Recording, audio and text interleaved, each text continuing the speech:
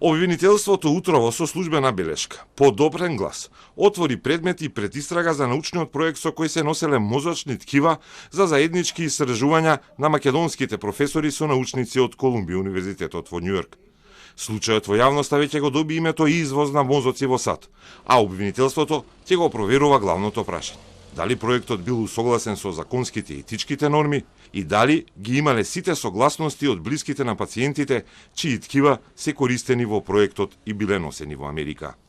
Предметот е доставен на надлежно постапување на основното јавно обвинителство за гонење на организиран криминал и корупција, кое треба да преземе действија на прибирање официјални информации од надлежните органи, институции и здравствени установи во насока на утврдување на евентуално нелегално постапување со човечки ткива и биоматеријали, пропусти или злоупотреби при добивање дозволи и согласности.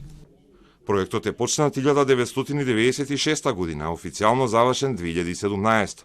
Материјалите од проектот требало да се чуваат најмалку 15 години, а со нови законски одредби, научните материјали од истражувањата сега треба да се чуваат 25 години. Министерот за здравство Алиу лично не верува дека научниците можеле да направат кривично или неетичко дело, но во Министерството е оформена работна група која истражува документацијата.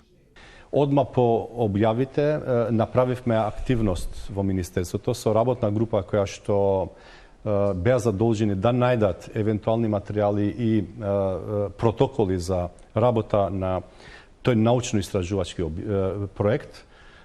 Додека збориме, се уште немаме кај нас, баре во Министерството, најден некој материјал, но исто така ги има материјалите. Се надам, јас разговарав и со МАНУ, бидејќи тогаш во тој период Етичката комисија од МАНУ дал согласно за да може тој проект да биде активен и да може да е функционален. Така да се надам дека во овој период, за 2-3 дена, ние ќе ги имаме сите, целата документација. Старото научно истражување предизвика бура во јавноста, откако новинарски текст во кој се спомнува беше објавен како дел од така наречените Епстин документи, објавени од Министерството за правда на САД.